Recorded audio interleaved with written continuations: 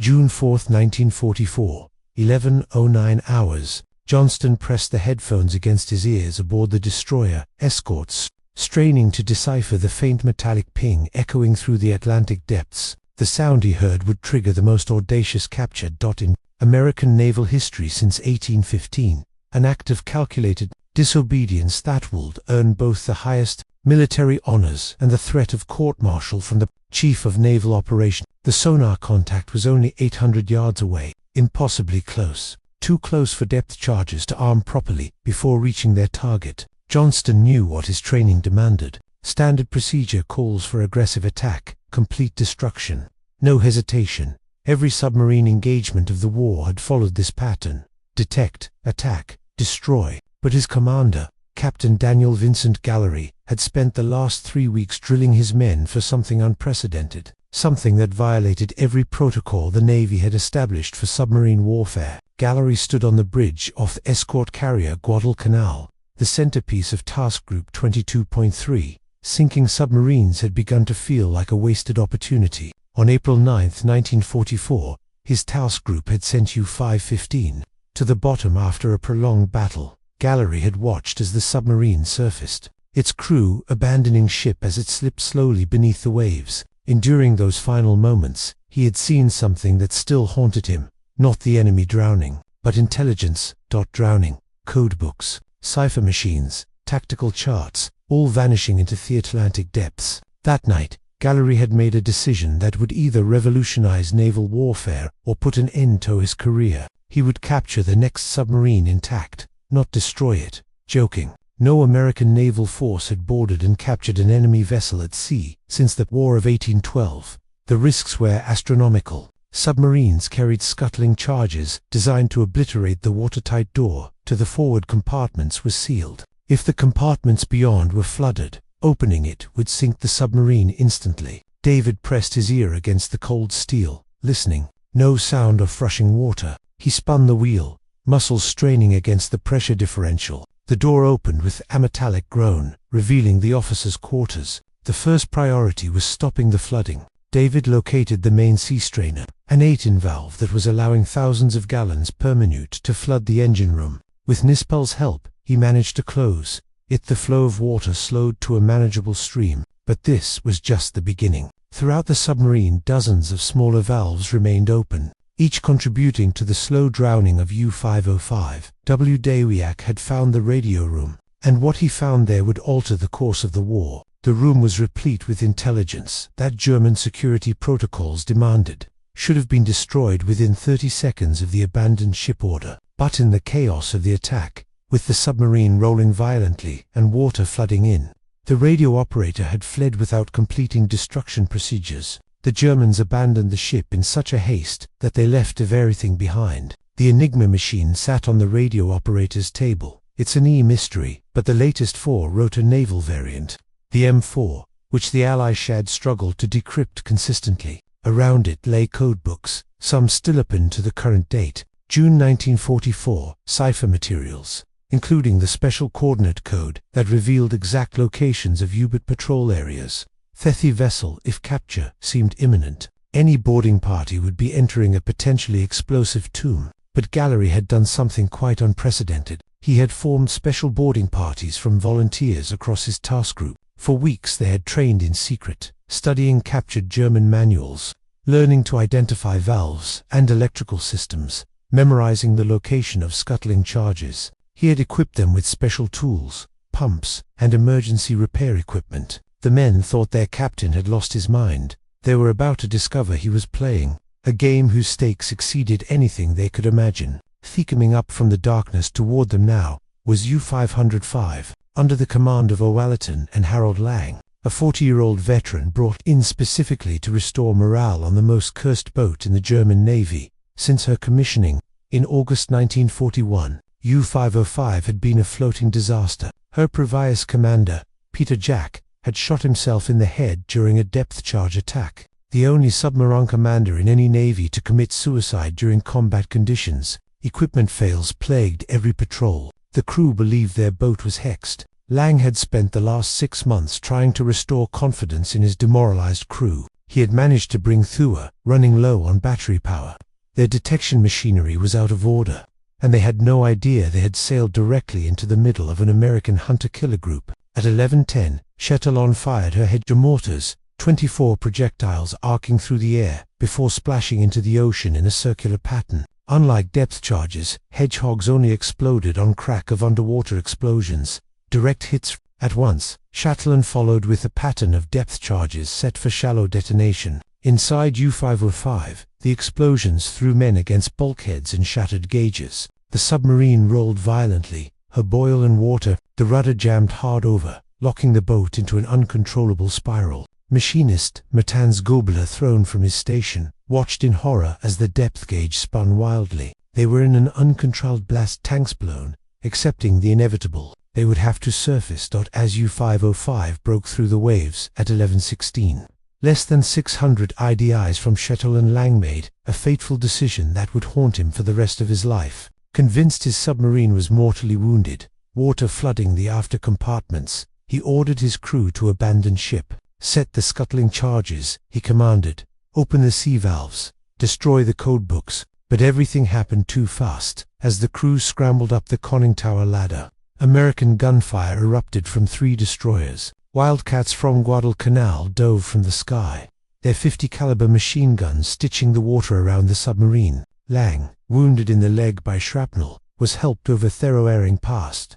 The demolition procedures had only been partially completed. Some charges were set, but not armed. Sea valves were opened, but not locked. Codebooks were thrown over the side, but the most secret materials remained below. This was the moment Gallery had prepared for. In the darkness, from Guadalcanal's bridge, Hay had been in the Navy since 1919, rising from enlisted ranks through determination and competence. He knew it was probably a suicidal mission. German submarine doctrine called for multiple scuttling charges throughout the boat. If even one had been properly set, the submarine would disintegrate the moment they entered. The whaleboat launched him Pillsbury at 11:22, bouncing across the choppy Atlantic toward the circling U-505 was still making 5 or 6 knots.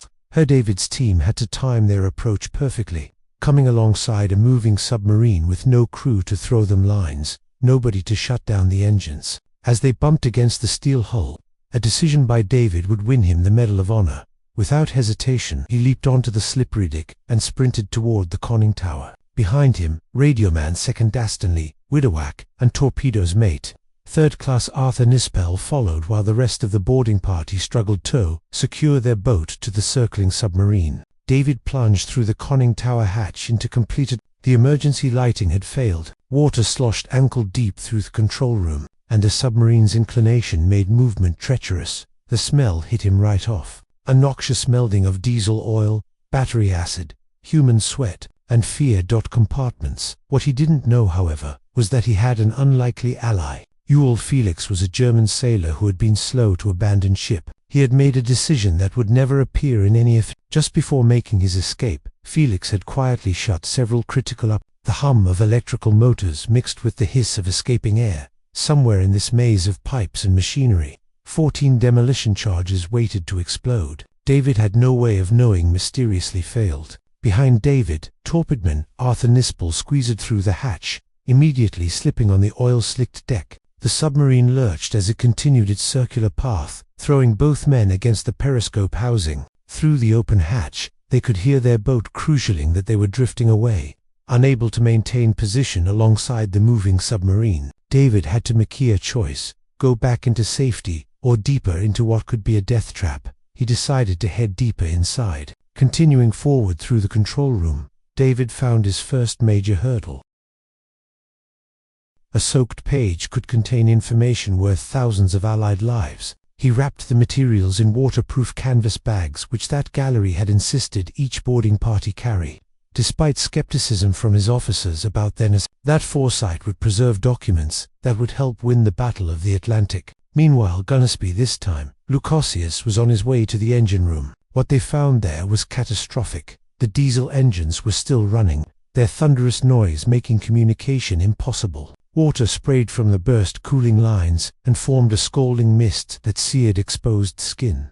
The deck plates were awash with a toxic mixture of diesel fuel, lubricating oil, destroyers, Commander Earl Trino, Guadalcanal's chief engineer, brought pumps and emergency equipment. Working in the flooded engine room, Trezano while leaving the motors connected to the propeller shafts, as Guadalcanal began towing the submarine, their propellers would spin, turning the motors into generators, charging the batteries that would power the but Gallery knew the real battle was just beginning.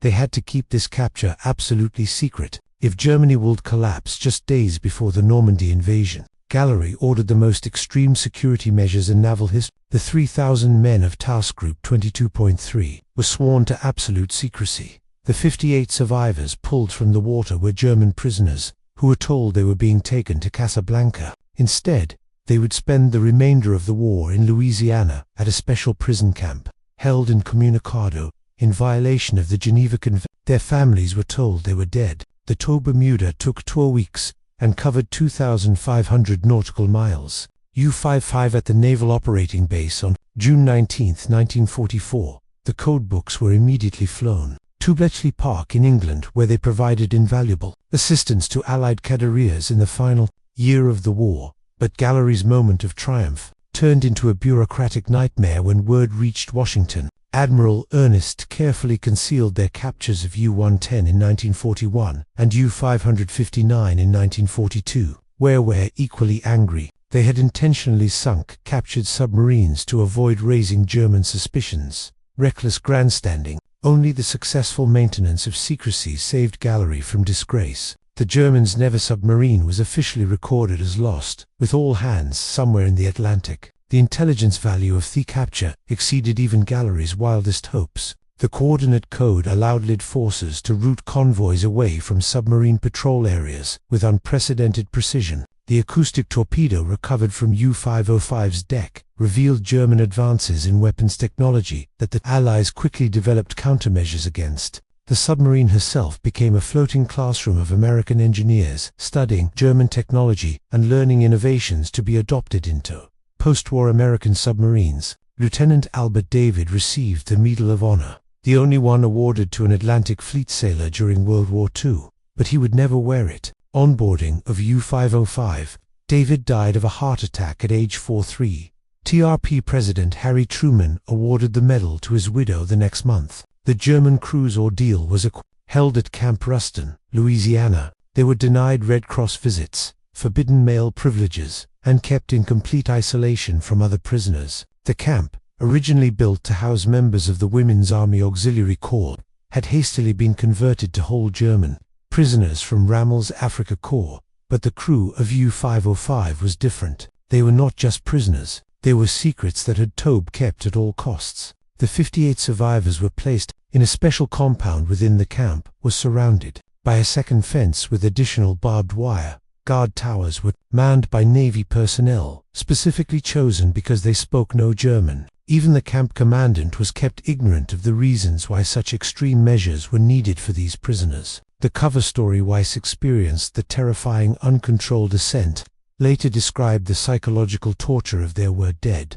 We could hear other German prisoners in the main camp receiving mail, Red Cross packages, even occasional visits from clergy. We got nothing. We existed in a void. Neither didn't understand why their captives seemed so interested in technical details about their boat rather than military operations. American intelligence officers posing as fellow prisoners were placed among them to obtain informal talk that might divulge serious information. Every word uttered was recorded and the prisoners' notebooks were confiscated and studied. Even their chess games were monitored for possible coded communications. Oboe Harald Lange spanned his captivity in even greater isolation. Held in a base hospital initially for his leg wound, he was kept under 24-hour guard. No medical personnel were allowed to speak to him beyond the necessary medical communication. For 6 months, he thought that he was the only survivor of his crew. The psychological impact was devastating. In letters written after the war, Lange's truth was even more complicated.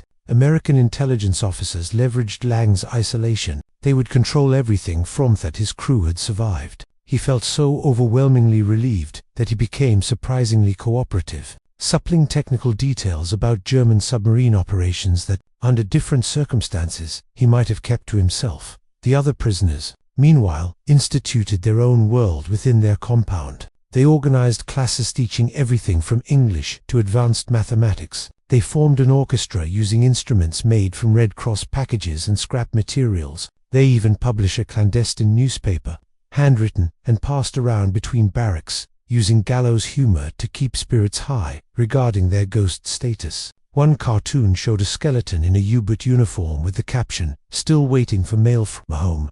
The Geneva Convention was systematically violated to preserve the secret. International law required that prisoners' names be reported to the International Red Cross within weeks of capture. The Red Cross would then notify this never happened. Their names appeared on no lists. Their families received no notification. In Germany, memorial services were held for the lost crew. Wives became widows without knowing their husbands lived. Children grew up believing their fathers died heroically at sea. The isolation took its toll. 3 prisoners attempted suicide. Several developed what camp declarations of love and descriptions of the future they would share. The story took an extraordinary turn 20 years later. In 1964, Gallery is now a rear admiral. He invited Lange to Chicago to celebrate the 20th anniversary of the capture. The 2 former enemies met at the Museum of Science and Industry, where U-505 had been installed as a permanent exhibit. The meeting had been carefully orchestrated by Gallery,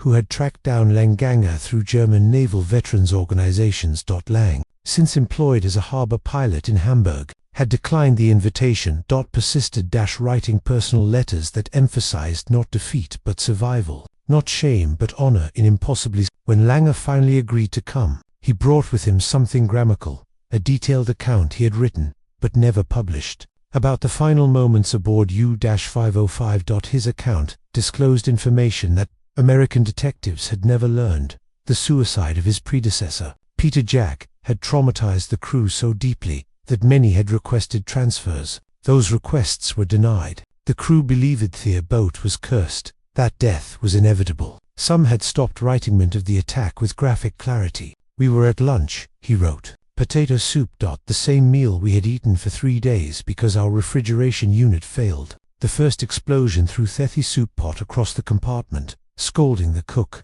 Men were thrown against the equipment with such force that everything not secured flying forward. I watched our spare torpedoes break loose from their chains, 6,000 pounds of steel and explosives sliding toward the forward bulkhead. The depth charge attack had done more damage than the main ballast tank vents were jammed open, making it impossible to maintain depth. The stern planes where Lange knew his boat had perhaps minutes before catastrophic implosion. The same meal we had eaten for 3 days because our refrigeration unit failed. The first explosion threw the soup pot across the compartment, scolding the cook. Men were thrown against the equipment with such force that everything not secured flying forward. I watched our spare torpedoes break loose from their chains, 6,000 pounds of steel and explosives sliding toward the forward bulkhead. The depth charge attack had done more damage than the main ballast tank vents were jammed open, making it impossible to maintain depth. The stern planes where Lange knew his boat had perhaps minutes before catastrophic implosion. His decision to surface and abandon ship, Lange revealed, was not panic, but calculation. "I had 58 men under my command," he told Gallery at their reunion. "Boys, really. The youngest was 17. I could die with my ship, fulfill the romantic notion of a captain's duty, or I could save these boys' lives. I chose life. There is no honor in unnecessary death." In a gesture that brought tears to the elderly submarine commander's eyes, Gallery never reported to Navy intelligence. He produced Lange's personal diary, which had been found hidden behind a pipe in the captain's cabin. "I read it," Gallery admitted, "every page. It helped me. We have been at sea for 40 days, no contact with base for 2 weeks. He had received no mail from home in 6 months. He believes his family thinks him dead. Maybe they are right. Perhaps we're all dead already, just waiting for the ocean to claim us. They were enemies who had tried to kill each other." Lange told reporters, "Now we are friends." The incident that almost cost Gallery his career had become a symbol of reconciliation. The submarine that should have been destroyed had turned into a memorial to war's complexity, where enemies could become friends, where disobedience could become heroism, where capturing rather than killing could change history. The magnitude of Galler's gamble only became clear after the war, when intelligence analysts calculated the value of the captured materials. The coordinate code alone was credited with saving dozens of merchant vessels and thousands of lives in the final year of war. Detailed knowledge of German submarine operations obtained from U-505 influenced American submariner development for decades. German submarine fleet commander Admiral Karl Donitz never knew one of his boats had been captured. In his memoirs written after the war, he expressed exultant at how the Allies seemed to anticipate U-boat movements with uncanny accuracy in the last year of The answer lay in a converted warehouse in Bermuda, where American intelligence officers had spent months extracting every secret from U-505. The 58 German sailors who survived the capture underwent a transformation parallel to that of their boat. From enemy weapon to museum piece, many maintained correspondence with their American guards after the war. Many immigrated to the United States in the 1950s. Hans Gor, the machinist who had watched his submarines uncontrolledest, wrote a best-selling book in Germany about his experiences, which he dedicated to the American sailors who had saved his life. The members of the boarding party became celebrities inside the Navy, though the public wouldn't learn their story until after the war. Arthur Nispel and Stanley W. Dawiak received Navy Crosses. The other 6 boarders received Silver Stars, but they understood the real reward was survival. They had entered Afram, an explosive-laden submarine that was disarmed. His destruction emerged not just alive but victorious. The post-war career of Gallery was marked by both triumph and controversy. His decision to capture rather than sink Q505 had placed him at odds with naval orthodoxy, a pattern that would define the remainder of his service. He wrote several books about the capture, each revelation carefully cleared by the Prom 8 Navy censors to protect still classified intelligence methods. His first book, Clear the Decks, published in 1951, became a bestseller, but infuriated Admiral King, who had never forgiven Gallery for risking Ultra. Gallery's real vindication came from an unexpected source. In 1974, when British intelligence finally declassified portions of the Ultra program, historians found that Gallery's capture had in fact enhanced, rather than endangered, the Allied codering efforts. Materials from U-505 had provided crucial verification of decrypts that British intelligence had been uncertain about.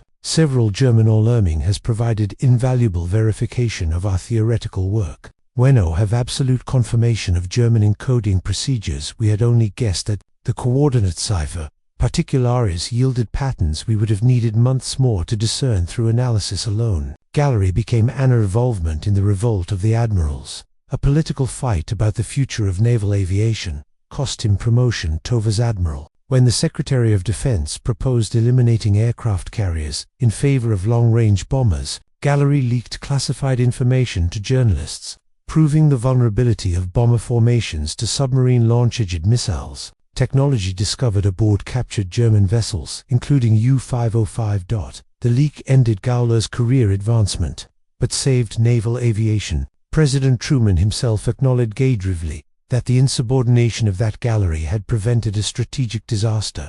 "You're right, Dan," Truman told him at a White House reception. "But being right and being promoted are two different things in this town."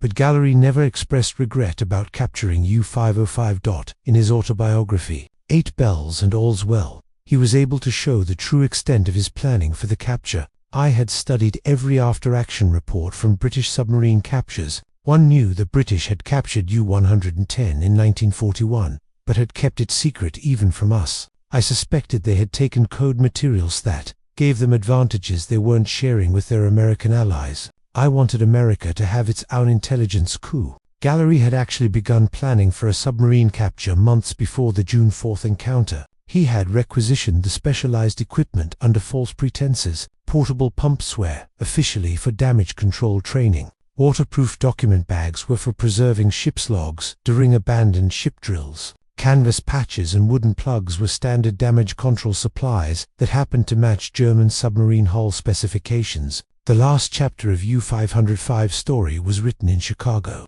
where it became the Museum of Science and Industry's most popular exhibit. But the journey from captured enemy vessel to museum centerpiece was itself an epic worthy of recognition. After the war ended, U-505 sat deteriorating at Portsmouth Naval Yard for 9 years, picked clean by souvenir hunters and Navy personnel looking for spare parts. By 1953, and virtually nothing remained of her interior equipment, The submarine that once had been Germany's most advanced underwater warfare technology was reduced to a rusting shell of steel. The Navy's plan was simple and final: to use U-505 for target practice until she sank. Admiral Gallery, when he learned of this plan, was horrified. He immediately contacted his brother, Father John Ireland Gallery, a Catholic priest who had become an important figure in Chicago civic affairs. Father Gallery contacted Lenox Law, president of the Museum of Science and Industry, with a bold proposal. Why not preserve the submarine as a monument to American naval accomplishment?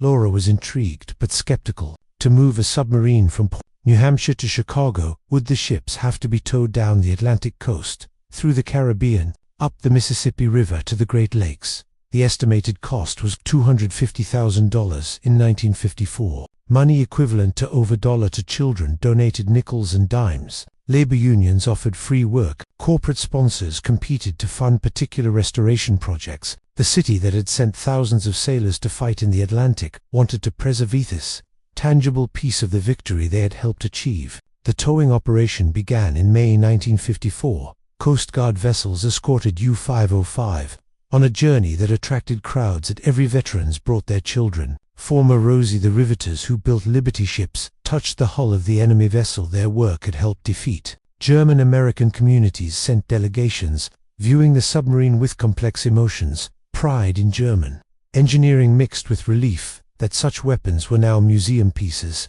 but thus an intractable restoration challenge. Gallery's solution was audacious and brilliant. He contacted the original German manufacturers who had built U-505s. His letter to each company was identical. We have your submarine. It will be viewed by millions of people. Would you want it to reflect German engineering at its best, or as the Mannheim diesel forwarded complete engine, rebuilding specifications and spare parts? Zeiss supplied new periscope. Siemens contributed electrical components. AAG supplied motor control submarine. But if she must be there, she should properly represent German technical capability. Most remarkably, refused to sink. School children learn about the war in its cramped compartments. Veterans bring their grandchildren to show them where history was made. The submarine has hosted thousands of ceremonies, from everything from naturalization services for new Americans to re-enlistment ceremonies for sailors who continue to serve. Each event adds another layer to the vessel's transformation from weapon to memorial. In 1989, U-505 was designated a National Historic Landmark. The citation noted not just its role in the war, but it had become an American monument. The crew that had served the Nazi regime had become advocates for democracy. The capture that had nearly resulted in court-martial had become a testament to creative courage. Technical innovations discovered aboard U-505 influenced submarine development, designs that would be the pattern for American submarines built over the next 3 decades. The snorkel system. It allowed submarines to run diesel engines while submerged, something quite revolutionary. American submarines had nothing comparable. The German design could extend to 40 feet above the hull, incorporating float valves that automatically sealed if waves washed over the intake. This technology allowed extended underwater endurance from hours to days. The torpedo data computer found firing solutions for multiple targets simultaneously, taking into consideration target speed and direction, submarine motion, and even ocean currents. American torpedo fire control systems were primitive by equipped with improved fire control systems based on German innovations, but perhaps the most significant discovery was the submarine's acoustic dampening technology. On the interior of U-505's hull, linings of a synthetic these were embedded with air pockets in such a pattern that the sonar pulses were absorbed rather than reflected. Tests at the Naval Research Laboratory showed it could reduce sonar detection range by 60%. The hydraulic torpedo loading systems were copied and refined. German engineers had developed a system that could reload all 4 forward tubes in less than 10 minutes, half of the time required by American systems. The mechanism that employs a revolutionary hydraulic ram that works at any depth with no pressure. Equalization problems that plagued American designs. This single innovation would save countless hours of vulnerability during combat. The battery technology of the submarine offered equally valuable lessons. U-505 carried 2 sets of 62 cells each.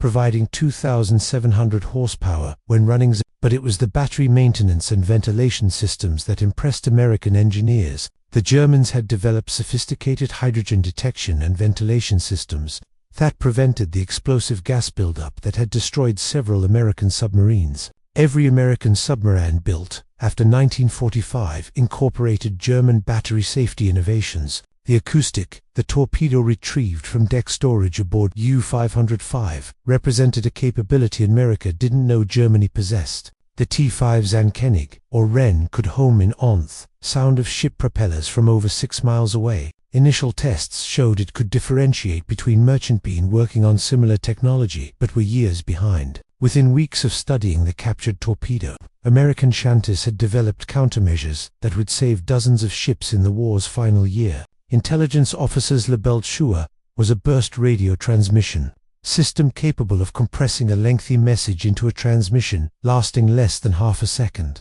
Too brief for direction, finding equipment to locate. Another mysterious box was an early form of radar detector, which could identify certain Allied radar frequencies and warn when Allied estimates. The Germans were using a system of grid references that changed, with coordinates encrypted using a special cipher that required both the daily key and a set of big RAM tables. Even with the Enigma machine, messages were meaningless without these additional layers. The captured materials from U-505 provided a complete set of these tools, allowing Allied intelligence to read German naval communications in real time for the remainder of the war. Gallerou died on January 16, 1977, at age 75. His funeral was attended by former enemies and allies alike, including several of U-505's former crew members, who traveled a simple message from Sixers to the captain, who spared our lives and showed us honor.